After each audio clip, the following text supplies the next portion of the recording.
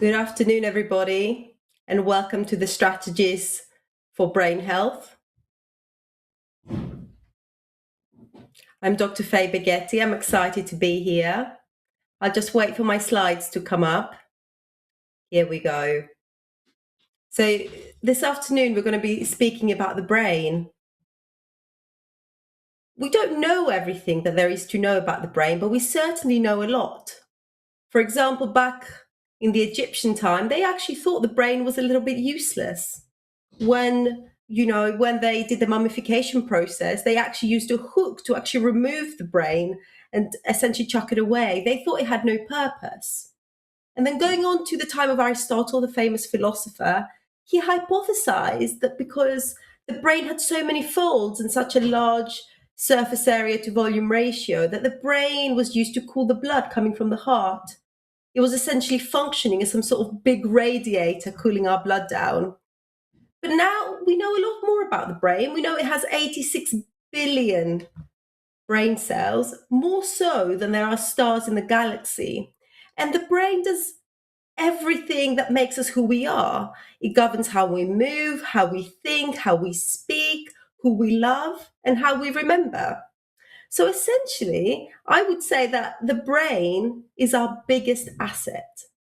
And yet, we don't really know how to look after it well. We know how to maintain other things that we use, such as our cars, but we don't know what this essential brain maintenance is. And this is what my job is to talk to you about today.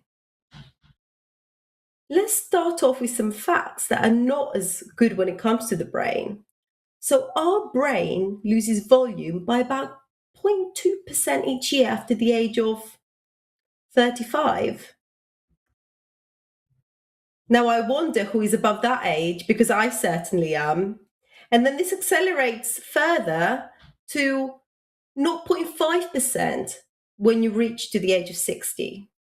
So from the age of 35 to around the age of 70, your brain will lose approximately 10% of its brain volume. But that is important to know that this is an average. And some people do much better than this, and some people do much worse. So it is important to know what we can all do to help ourselves when it comes to this. So I work as a neurologist in Oxford University Hospitals. I'm also a neuroscientist, having done research in the brain. This is the big shiny building that I work in. It's called the West Wing, and I do a variety of roles.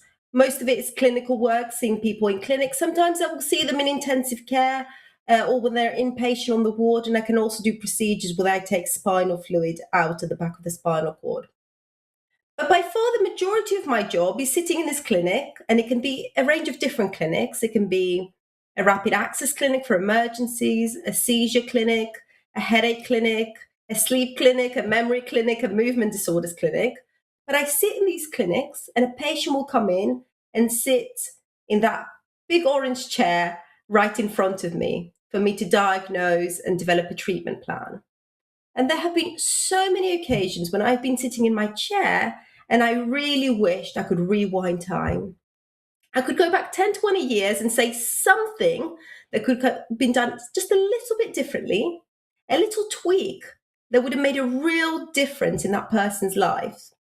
And I'm not going to talk about, anything that it's unattainable or anything that is, trendy or, completely unachievable, such as, waking up at 5 to meditate or, doing a cold water swimming every morning. These are real achievable changes that we could all apply in our daily life. So I'm going to start by showing you scans of the brain because I really want you to see the changes and what the brain looks like. So the first picture on your left, you can see the brain. It's been cut like this. If I was to take a slice around the brain like this, I hope you can see that the earlobes of the person are hanging down on each side to orientate yourself. And this is what I will see in a brain scan. So the brain has a very cauliflower texture surrounding it. In fact, it is not unlike in size like a big cauliflower. And in the middle, there are two little black regions, and those are called the ventricles. They're perfectly normal. It's how we circulate fluid inside our brain. And you can see that person's skull, and then you can see the brain is very tight around the skull. And then I have another picture just to orientate you what it's like, is if I turned sideways on and I took a slice right like this. So you can see the round bit that is essentially the eyeball. So that is a healthy brain from a person in their 30s. So that is the brain that I showed you. We're just going to look at pictures that go like this, with the ears facing forwards. So this is the brain in their 30s. This is another brain in their 70s.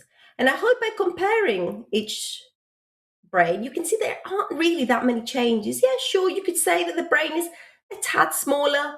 Maybe the ventricles are a little bit bigger. I mean, we don't really know what that could all be well within the normal range. There are minor things that only me as a neurologist would be able to pick up.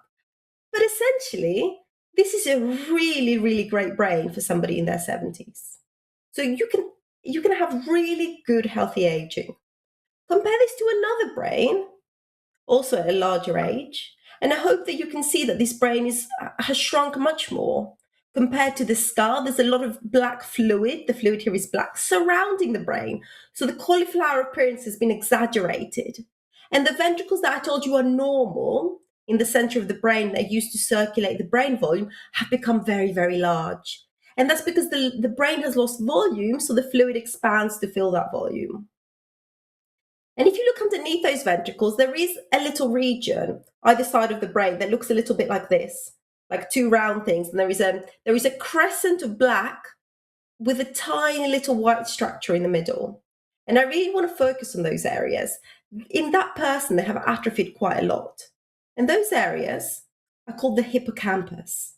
This is, again, this type of orientation in the brain, and you can see the hippocampus there. The hippocampus is essentially our memory inbox.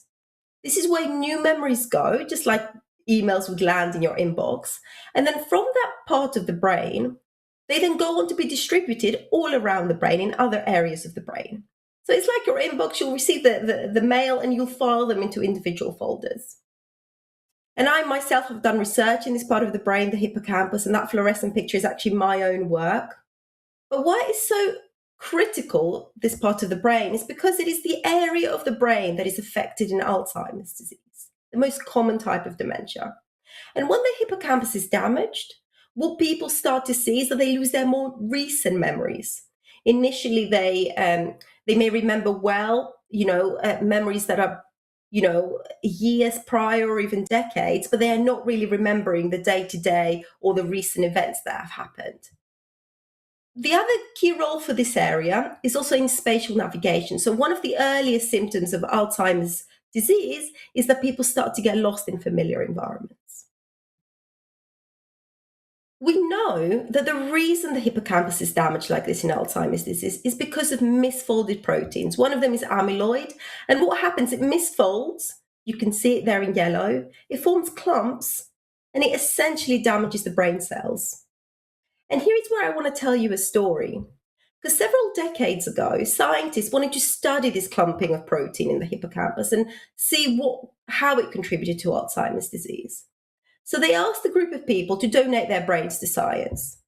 And one group of these people were patients who suffered with Alzheimer's disease. And another group of people were healthy individuals that had no memory problems, till later on in their life. So they took these brain donations and they started staining them and to look for this protein.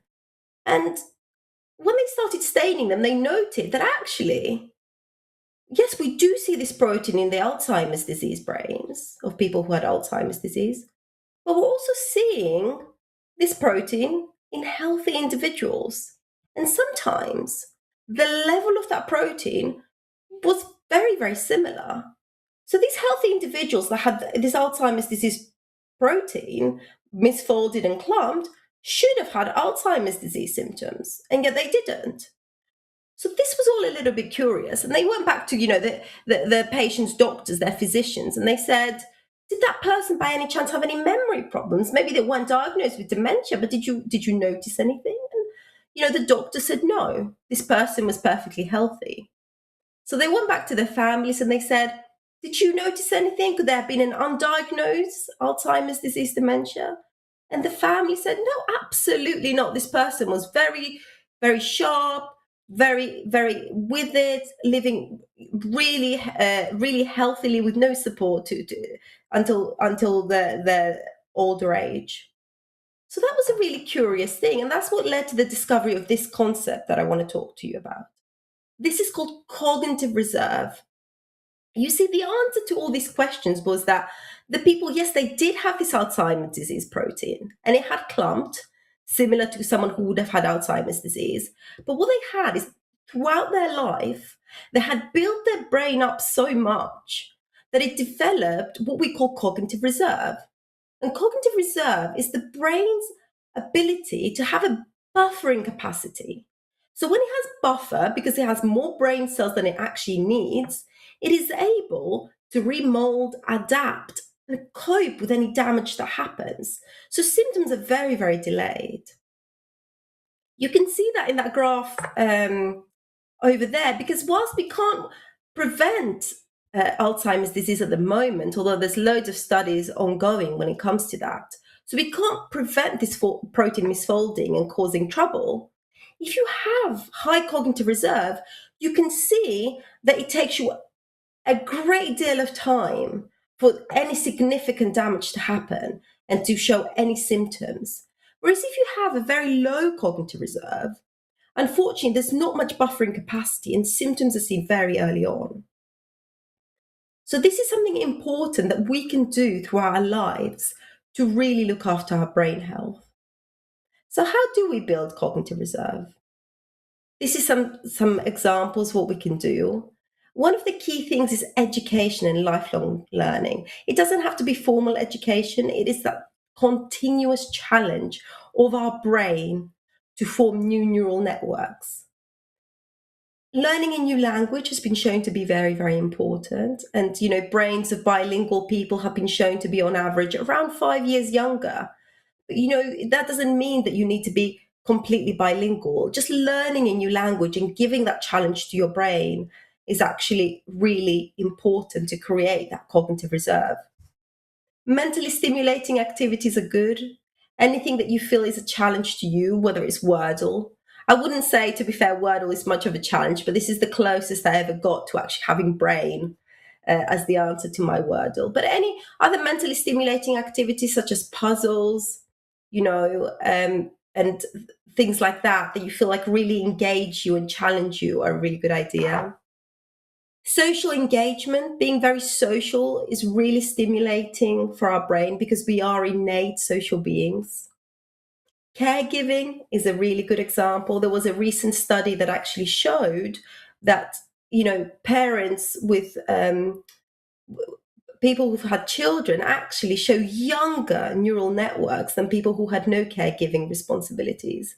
Now, that's not saying that you should base, any decision to have children based on any brain health outcome, and even if you don't have your own children, this is something that we should contribute as a society to take care of young people, or even volunteer and take care of our elderly people. This provides a real challenge to our brain, both in terms of being able to teach them things, but also there's a real emotion regulation challenge, which I think most people who take care of young children can relate to, and that really builds up our neural networks.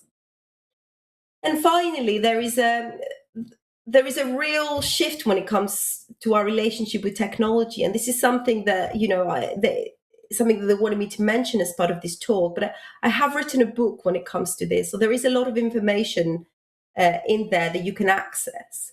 The key takeaway would be that it all depends not just on the time spent on your phone or any other technology, but what you do with it.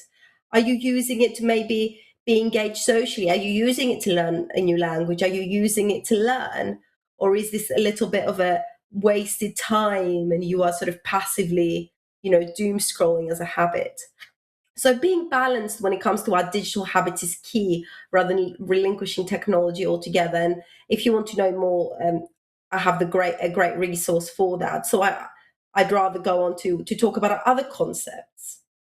So in addition to cognitive reserve, I would say So, in addition to cognitive reserve, the thing to note when it comes to building this cognitive reserve is that you actually, a little bit counterintuitively, you have to focus on your weaknesses rather than your strengths.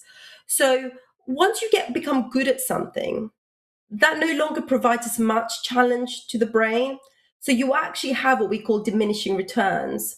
So if you're already excelling at something, you might get better, but the brain isn't challenged in the same way as if you were to do something you weren't very good at or something that you're new to.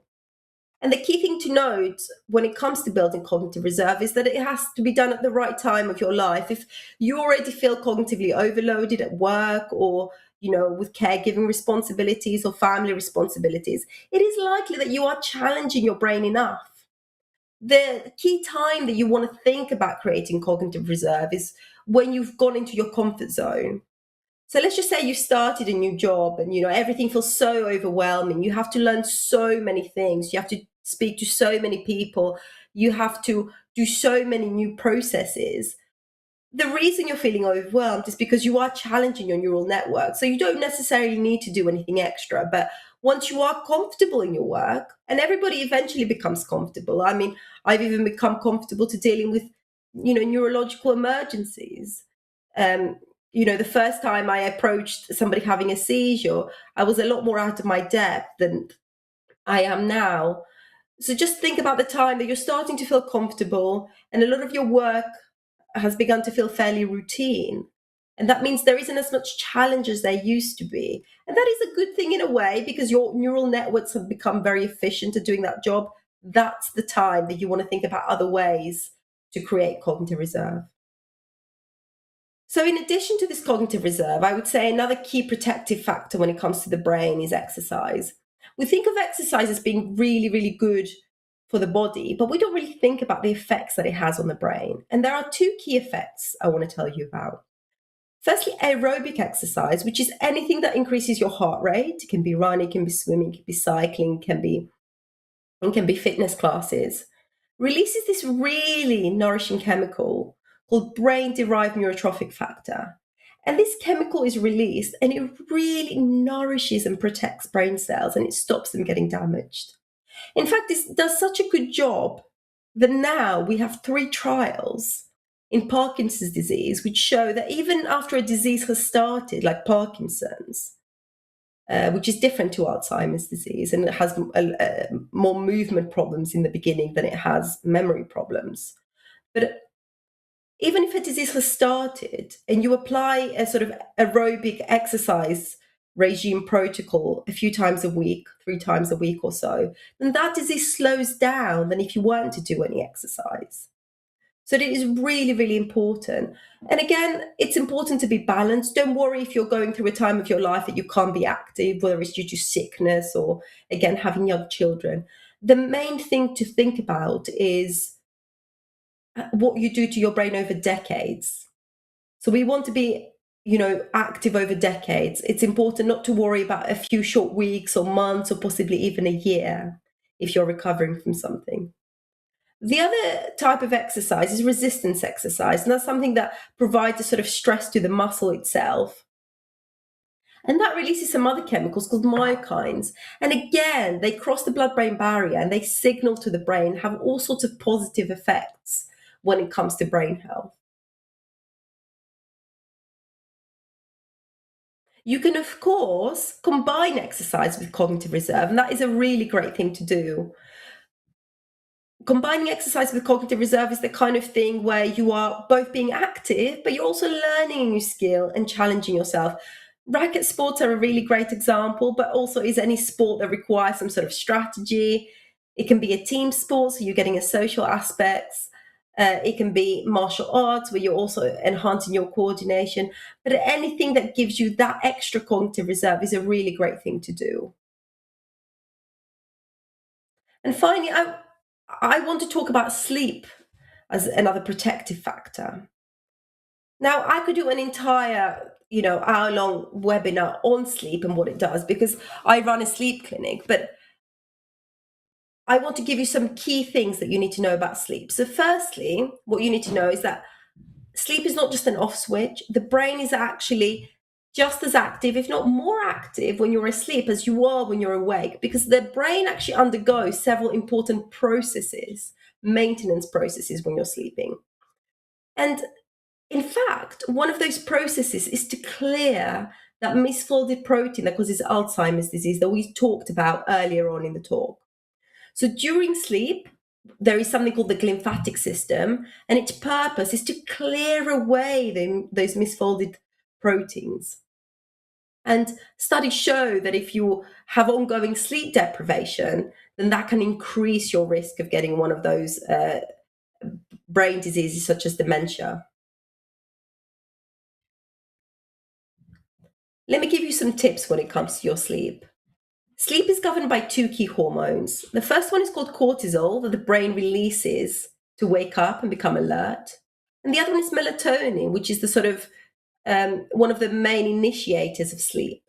And that's released in the evening. Now, the brain can't just release them immediately. It takes a few hours to synthesize and release these proteins. So what the brain really needs is predictability. It wants to know what time you're getting up and what time you're going to sleep. And once it knows that, then it can release those hormones appropriately. Otherwise, if you're getting up a different time each day, sometimes the brain struggles to catch up. If you're getting up early one day and then late the next, the time that you get early, it's taken by surprise. It takes time to catch up and it feels very, very jet lagged. Now, I appreciate that may not be possible to do every single day, especially if you work shifts, and I'm a shift worker too. But wherever you can, it's a good idea to have a really regular sleep pattern. And if you do need to catch up time on your sleep in the weekend, then I recommend capping that to about 60 to 90 minutes extra per day, rather than doing several hours extra one day and then getting up really early the day after, to kind of minimize the disruption. The other key thing when it comes to sleep is caffeine. Actually, caffeine is the world's most used psychoactive substance. It is actually a drug. We sometimes give it in medical practice. So caffeine crosses the blood-brain barrier and it acts on the brain and it blocks a chemical that is used to initiate sleep. It's called adenosine. And the issue with caffeine, and this was shown in a really huge study, combining 24 other studies together, a really huge study called a meta-analysis, is if you consume it too close to bedtime, not only your sleep is delayed by 45 minutes, but even if you manage to fall asleep immediately, your sleep efficiency is reduced by 7%. Now, that is a really huge number in neuroscience. Usually we're dealing with a few percent here and there, if not fractions of percentages. So a 7% reduction in sleep efficiency is actually really, really big. And the part of the sleep that is affected is actually deep sleep. So you get a reduction in proportion of deep sleep and an increase in the amount of light sleep. And deep sleep is actually where those proteins, the misfolded Alzheimer's disease proteins, are cleared. So that meta-analysis has shown a really clear cutoff for coffee consumption, which is 1:15 if you were to go to bed about sort of 9 hours later at 10, which is actually much earlier than most people realize. But this is something easy that we can all do to improve our health. Otherwise, you are free to consume a little bit of caffeine before that time in the morning. It actually does have good effects on brain health, and some studies show that it can reduce the incidence of things like Parkinson's disease. And I'm a coffee drinker myself. So let's talk about risk factors, things that might worsen our brain health. And let's talk about the brain and its blood supply. So the brain weighs about 3 to 5 kilograms. So it's approximately, depending how much you weigh, about 1 to 2% of your body weight. But it receives about a quarter of the blood pumped by the heart. So it really relies on having a lot of blood supply, and that makes sense. And you can see the detailed blood vessels that it's supplied by at the base of the brain there. They're called the circle of Willis. So we're going to talk about high blood pressure. And high blood pressure has a few key effects that I want to talk to you about. Firstly, and I'm sure you can understand that as part of being in the rail industry, if you have high pressure in the system, it can cause damage. And high blood pressure inside your body can cause damage to the inside of your blood vessels. And that damage on the inside, this micro shearing stress, can actually lead to plaque building up on the inside of the blood vessel that you can see in the first picture.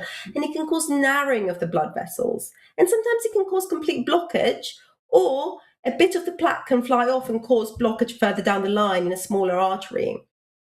High blood pressure also increases your risk of having a blood clot. And those things, those two things that I've mentioned now, are immediate.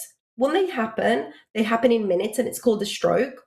And the presentation can vary. Some people will have weakness in one side of their body. Sometimes they will have visual loss. Sometimes they'll not be able to speak. Occasionally, they might have really severe unsteadiness, but that is an emergency, and that is a time to go to the hospital very, very quickly. And there are things that we can do to help, but of course, preventative is much better.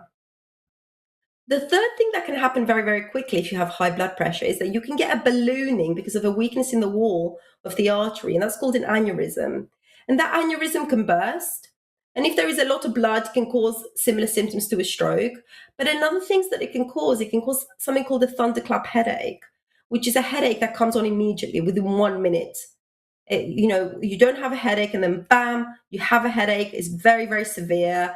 Whereas most other headaches kind of build up over 30 minutes or so. But that immediate headache, and most people describe as being hit over the head with a hammer or something like that, is another medical emergency, which means you need to come to hospital very quickly.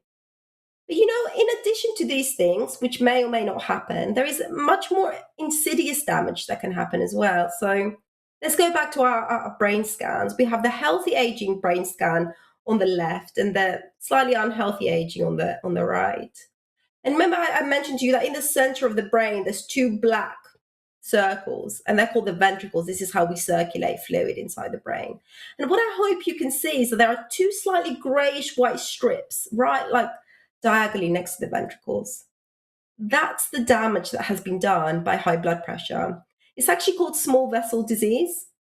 And what ends up happening when that damage is done is that you get this second most common type of dementia called vascular dementia. So that brain has mixed dementia. It has both Alzheimer's disease as well as vascular dementia. And if you know anybody that's been diagnosed with those or mixed dementia, then you'll be able to understand this concept better. And actually, there was recent data that showed that approximately 20% of cases with dementia can actually be prevented if we were to treat high blood pressure. So how do we do that? Well, what you can see there is the blood pressure cuff that we all use, and you may well have had it done. And the sort of average healthy blood pressure is what we call 120/80. The first number is called the systolic blood pressure, and that refers to when the heart contracts, when the heart pushes the blood. That's the highest number, and it's called the systolic blood pressure. And then there's a diastolic blood pressure when the heart relaxes, and that's the lowest number. So in the blood pressure cuff, you can see there is 120/80. And then underneath, you can see the pulse, which is 76. And that is a good blood pressure. The threshold to seek medical advice is if your blood pressure is above or close to 140/90. This is what we call high blood pressure or hypertension. And actually, the best time to check your blood pressure is not at the doctor's office.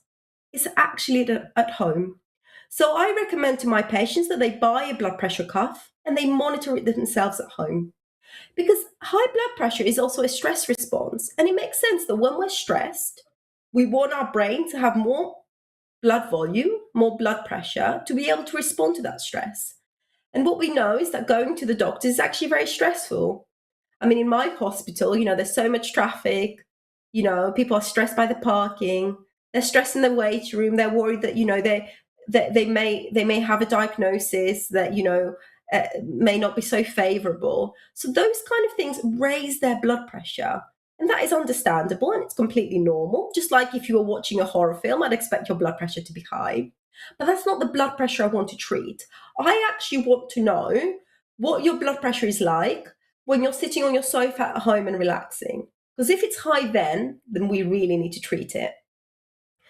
So what I recommend is having one of these blood pressure monitors. And if your blood pressure is completely normal, then you can check it just a few times a year. But if your blood pressure is getting close to that number, and make sure you write it down, 140/90, then what you want to do is you want to monitor it, okay? Every other day, every day, or every other day, or a few times a week for 2 or 3 weeks, and then bring that diary of blood pressure to your doctor. And initially, it will be your GP. And there are lifestyle factors when it comes to dealing with blood pressure. A healthy diet can reduce the blood pressure. But at the same time, a lot of raised blood pressure is genetic. And there's not much we can do about that. And as we all get older, blood pressure rises. So I actively, encourage my patients that they should take blood pressure medication, antihypertensives, if they need it. Okay, because I have been in many situations looking at the scan that I showed you a moment ago. Let's go back so we can see it. Well, the scan looks like this. The brain is really atrophied. I can see a lot of blood pressure damage. And likely this person not only has problems with memory, but has problems with walking. Because in addition to vascular dementia, there's something called vascular Parkinsonism, where you get an equivalent disease to Parkinson's disease, but because of blood vessel damage. And there isn't much that we can do at that stage. And in fact, when I check the blood pressure in my clinic and it's super high, sometimes goes up to 200 systolic, I will ask somebody, how long have you had this blood pressure for? And sometimes they will have had it for years, but they will say that it's never affected them. And in fact, it's the kind of thing that it doesn't affect you on your day to day, but it's the kind of thing that can lead to cumulative damage. So it is important to treat. And if I had this, I would treat it in myself. The last risk factor that we're going to talk about when it comes to the brain is alcohol. So alcohol, again, acts on the brain to affect that part of brain at the back of our head, just above our neck here. It's called the cerebellum. And that part of the brain is the part of the brain that we use for balance and coordination. So when somebody consumes a lot of alcohol and they become intoxicated, they also become very unsteady. And that's because of the effect of the alcohol on that part of the brain. But of course, over time and with alcohol use, what can happen is that you can get a permanent damage in that part of the brain. So it can lead to unsteadiness in older age.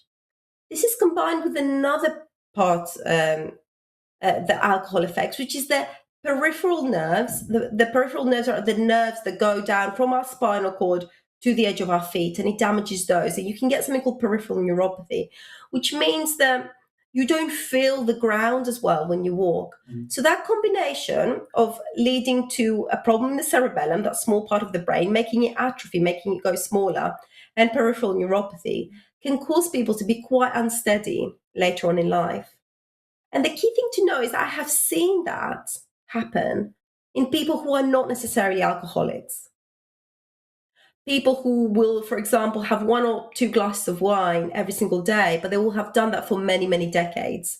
So we're increasingly recognizing the effect that alcohol has on our brain and our peripheral nerves. And in fact, I want to show you the guidelines for alcohol. They vary widely from country to country.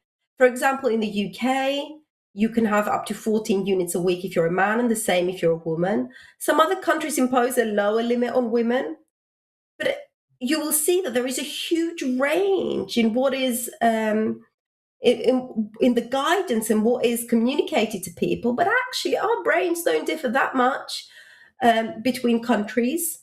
So I think it's just about being able to, integrate that science into the sort of national guidance. If you look at the bottom in Canada, what you'll see is that they will say if you drink less than 2 units a week, then you are low risk at anything happening.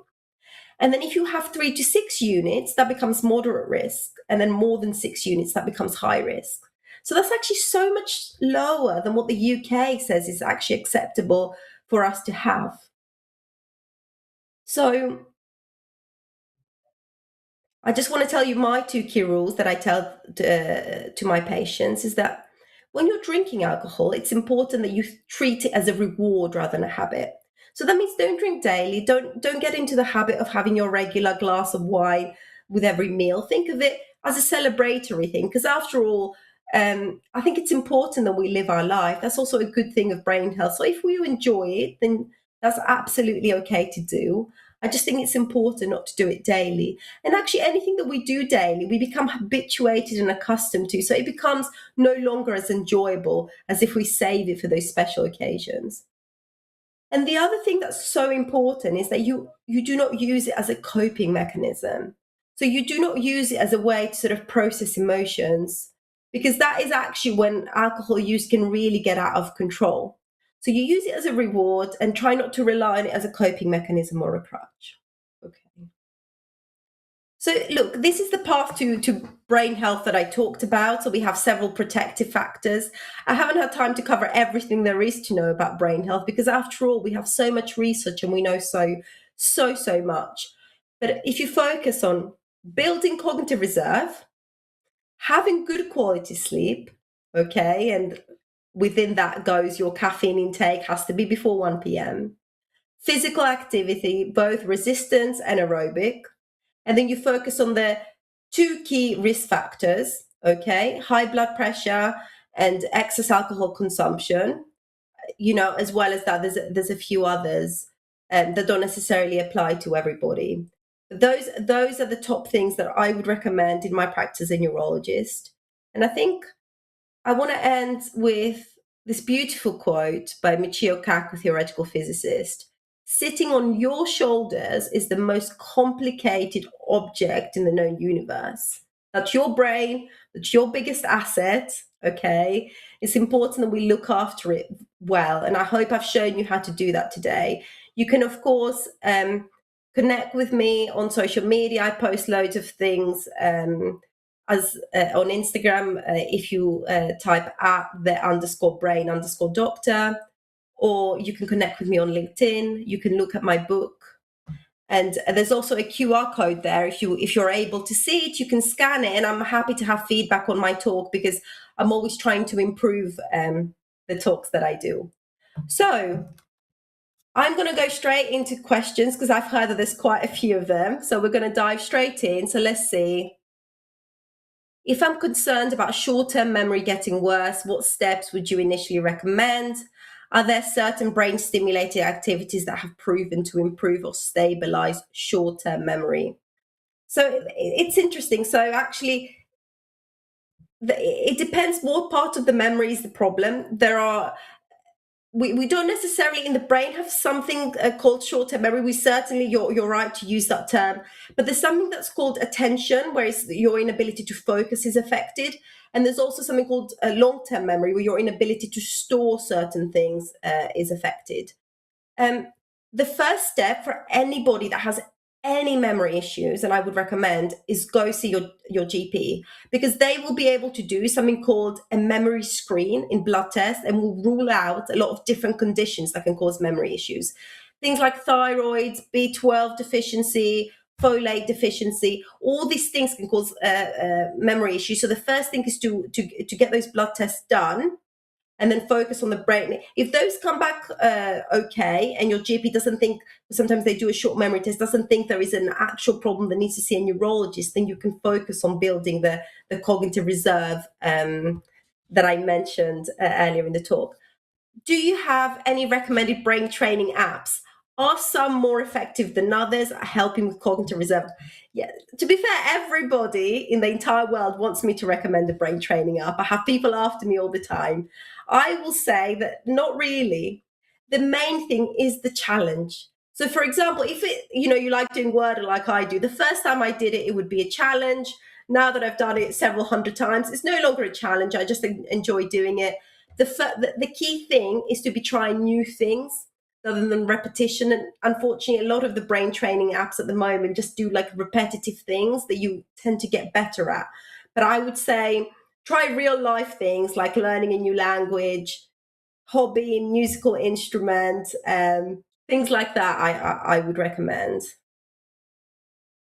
So my father passed away from dementia in 2019, and my mother was diagnosed with Alzheimer's in 2021 and is currently in a home. I'm really worried that it's hereditary within our family. Oh my gosh, I am so sorry. I've lost both my parents, so I know, and my grandmother had dementia, so I really appreciate how you're feeling. So it depends on the age that they were diagnosed. Usually dementia, because it's so common, it's not hereditary, and unless they had they were diagnosed under the age of 60 years old. Sometimes we can have genetic things that slightly predispose us to having dementia if it's not those hereditary dementias that I talk about.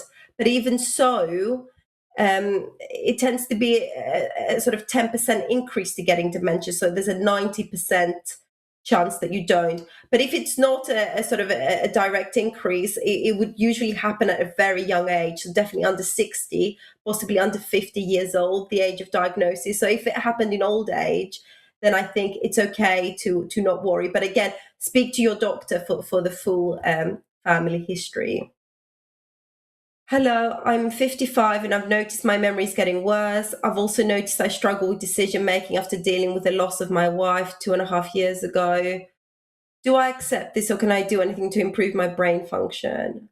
Okay, I'm really sorry about the loss of your wife. This is really, really hard. So, again, it depends what part of the memory is being affected. Is it attention? Is it struggle to focus? Because actually, when there's a different parts of our brain are involved in attention and different parts in memory. And actually, when the brain that's involved in attention is also involved, it's called the prefrontal cortex, in case you want to look it up. It's also involved in processing difficult emotions. It's also involved in dealing with emotion regulation. So anytime you have a bereavement or you're managing really difficult emotions, let's say you have depression or anxiety, then the attention tends to really, really decrease. People see that as their memory being affected, but actually it's more that they're not able to pay enough attention to encode something to get it in the memory rather than it's not able to be stored. But again, seeing the GP, getting the memory screen, I think is really important, and they will be able to disentangle some of those factors for you. Do you have any advice for somebody with ADHD where they can often feel overwhelmed? Yeah, yes, again, actually, the part that I was talking about when it comes to attention, the prefrontal cortex, is also the part that is most commonly thought to be affected in ADHD. With ADHD, it's a real struggle to keep attention. So, firstly, it's important to have a diagnosis and, if necessary, to undergo some medical treatment. Not everybody needs medications with ADHD. It depends how mild or severe it is. Um, but there are, things that you can do on a day-to-day life is you can try and have a sort of regular set environment. Try with anything that distracts your attention. Try to create some friction. For example, if you find that you're scrolling on your phone, try to sort of move that away from you. Try to find ways to keep yourself motivated. Sometimes ADHD is a problem with short-term thinking being more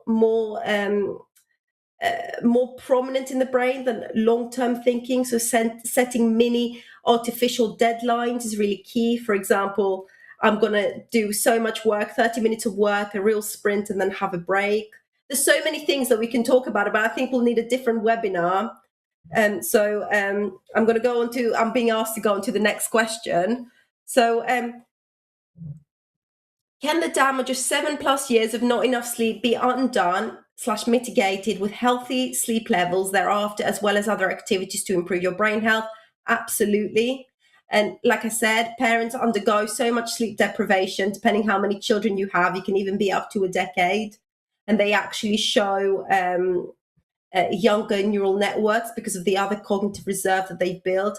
I wouldn't worry about that. I would focus on what you can control. Practice healthy sleep from then on.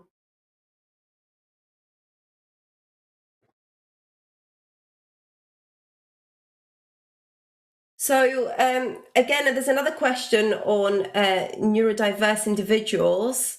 And actually, there's two questions that are actually very similar. So I'll read them both out. It would be very interesting to hear how brain health differs for neurodiverse individuals and if there are any research on physical difference in brain structure/function.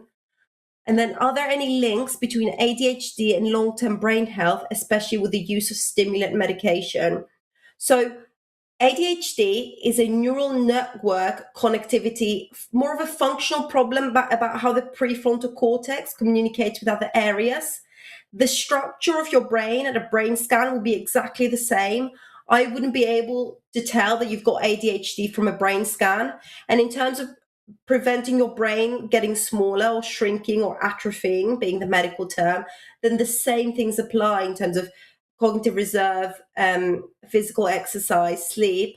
Sometimes with ADHD, you can find it a bit more difficult to build those healthy habits and procrastinate a bit more, especially when it comes to sleep. But the underlying foundations are all exactly the same.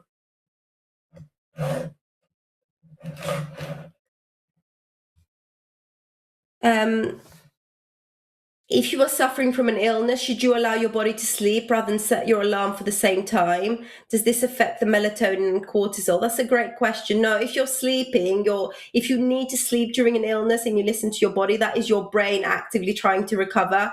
You do not need to worry about short-term circadian, this is called the sleep-wake cycle, disruption at all. You can just get back into it once you're feeling well.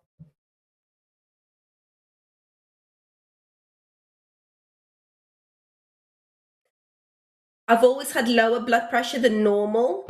Is low blood pressure a sign of good health? What does low blood pressure mean? Low blood pressure is fine, is great. Sometimes I see people in clinic who have some signs of, like, when they get up too quickly, they'll feel a bit dizzy. But other than that, it's great because blood pressure does tend to rise as a trend as we get older.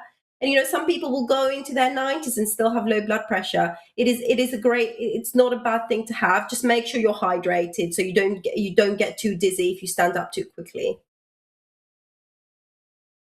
How can I tell the difference between temporary burnout or stress effect and something more serious or permanent?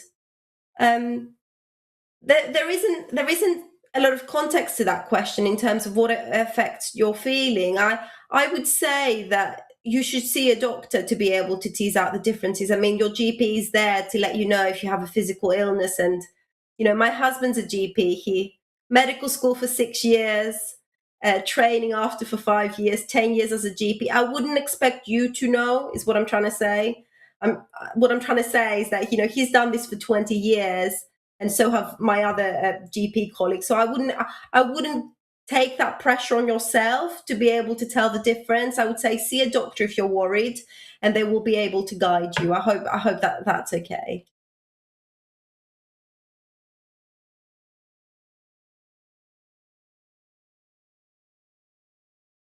What is the truth about what damage SSRI medication does to our brain? So SSRI medications stands for serotonin receptor medications, which are used to treat depression.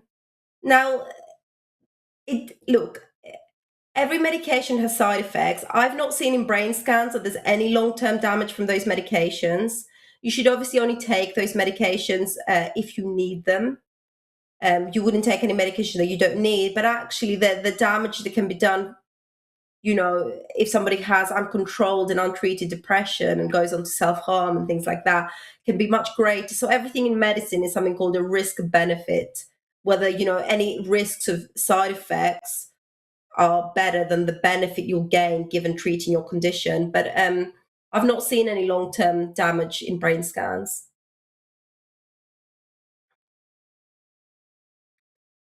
Does staying hydrated make a difference to long-term brain health? That's a really great question. Sometimes some studies have shown that being dehydrated can actually temporarily impair performance, but I don't think there is anything with when it comes to long-term brain health. I think it's the kind of thing that is probably good for you, but in a way there isn't a lot of studies out there. It's actually really difficult to do trials on that because our hydration, how much we drink, varies so much day to day, and it would have to be reported to such a detailed effect. But certainly, again, from the patients that I see, I don't see any huge differences in brain scans. Can sunrise alarms help with improving sleep predictability? Yes, I think they can. I actually use a sunrise alarm myself, and it can help you wake up in a more gentler way. I'm not sure that there is huge amount of studies there, and I think the main thing is to actually get up the same time and go to bed at the same time. And most sunrise alarms actually have a light intensity of what's called, it's measured in lux, it's called 10,000 lux. And that does help the brain know that it's awake and produce cortisol. But actually, you're better off, instead of having a sunrise alarm, you're better off heading outside, because actually the outdoor environment, compared to the 10,000 lux that the sunrise alarm has about 100,000 lux. It's actually 10 times better to just, if you really want to regulate your wake sleep cycle, is after you wake, try to head outside for about 10 minutes in the first hour. And I'd say second best to that would be to use one of those sunrise alarms. Do you recommend genetic testing if there is a strong family history of Alzheimer's disease? Does this help patients in working on reducing the chances of getting this? Yes, but I will caveat that in what I said. Like, dementia is very common. What I would expect is that your GP would take your family history and he would refer you to one of our memory clinics, and we would talk to you about this. Usually, it has to be a young onset dementia, so under 60 or possibly 50 years old. We do recommend genetic testing. We usually have to counsel people about like the risks and benefits of it, because it can cause a huge amount of anxiety, especially if it's a disease you've not developed yet. But it can sometimes be useful, especially as there are clinical trials running. And if there is a positive result, sometimes people can be enrolled in clinical trials if there is no treatment. But those brain health strategies, I would recommend to everybody, whether you're at risk of having memory problems or dementia. You should implement them anyway, because even if you don't have that genetic risk, you can still be at risk of dementia just by virtue of getting older. Oh, I love that question actually. Does switching to decaf coffee or tea enable us to have more drinks after 1:15? Yes. 100% yes, because a normal cup of coffee contains about 50 milligrams of caffeine, sometimes up to 100, depending what shop you get it in. Decaf has 5 milligrams, so actually practically nothing. The study did also say that you can drink tea a little bit later, but I would again, please switch to decaf tea, decaf coffee. There's so many varieties and brands out there, and it's got a fraction of the caffeine, so you can have all the taste and sometimes the psychological benefit of feeling like you have a nice hot drink to feel you alert, but without the caffeine that'll stay in your body and your brain. Does vaping affect your blood pressure in the same way as smoking? Yes, because it has nicotine, which is a vasoconstrictor. Vasoconstriction means vaso is for the blood vessels. It means that the blood vessels are constricting, so they're getting smaller, so it increases the blood pressure. Vaping is better than smoking. If you are to smoke it, if you are a smoker, you're better off vaping. But actually, it's better off not doing anything at all. So there is a trend nowadays for people not to be using vaping as a way to kind of reduce or stop smoking, but to just start vaping instead of smoking. And I really do not recommend that. You're in the long term, for your brain health, you're better off not vaping at all. And then, do statins, oh, sorry, I'm doing a different question to the one highlighted. What's the implications of having depression on your brain, even if you got over your depression? Yeah, depression, if you look at population studies, there are some slight changes in the brain that predispose people to have depression. It's actually right next to that area of the hippocampus. There is actually a little almond-shaped region called the amygdala, and that's where we process loads of negative emotions. And that can sometimes be a bit larger, or at least more overactive in people with depression. It doesn't necessarily mean that it'll affect your brain health in the long term, especially if you've treated it successfully. Um, I think it's just something that you may be genetically predisposed to, or it may have been like environmental factors such as a situation, a trauma that may have led to your depression. So in that case, it's pretty understandable to have had that response. But I don't think if it's treated successfully, it has any overall outcome to your brain health. Do statins reduce blood pressure and therefore perhaps also help protect against dementia? Statins do not reduce blood pressure. Statins are actually a drug that reduces cholesterol. So, in addition to reducing your blood pressure, which is a type of medication called an antihypertensive, um, you can take statins as well because they do stop that plaque buildup. They don't necessarily reduce the blood pressure. So remember that the high pressure causes the damage inside the blood vessels, and when you have that damage, the cholesterol plaque builds.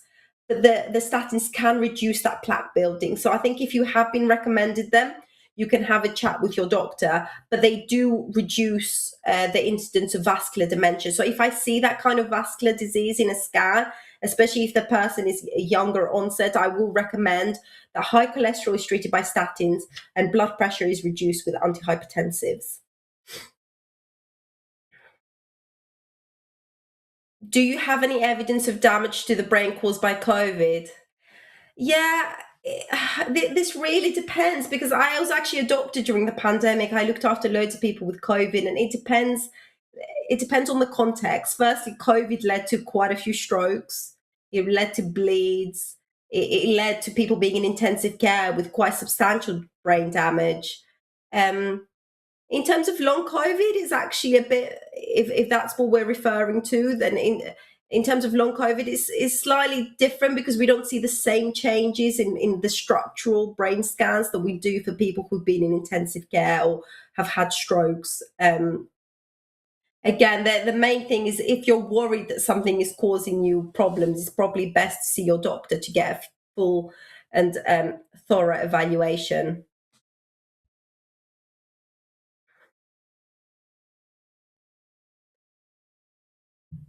What would be the effect on the brain over 50-year-old having a maximum of only 3 sleeps a night for 3 to 4 years?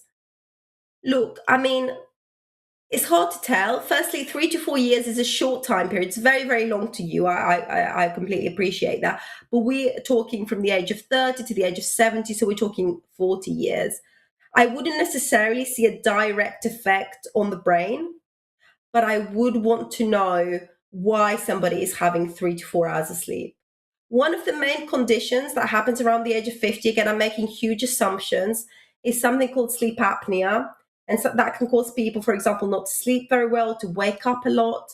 So, again, I would say if you're having a sleep problem, you can see your GP, and most people don't quite realize, but there's stuff that we can do in the community. But also, you can always, if your problem is neurological, be referred to a sleep clinic.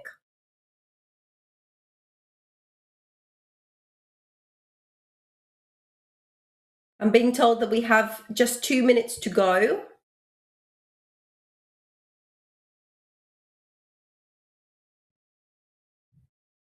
So I think you can see so I've gotten through as many questions as I possibly could in the time allotted. There were so many. I think we scrolled down, there were hundreds of questions. So thank you so much. Thank you for engaging with the talk. I really appreciate it. If you want to find me on social media to hear more about brain health, you can find me at @the_brain_doctor. Mainly post on Instagram. You're welcome to connect with me on LinkedIn. You can buy my book if digital habits is something that you think is affecting your brain health. And of course, you can scan that QR code and give me a few words of feedback, what you found helpful about the presentation, or if there was something that you didn't quite understand, so I can fix it for you for the next time. But otherwise, I hope you all continue to implement these strategies, continue to look after your brains, because remember what we said, they are your biggest asset.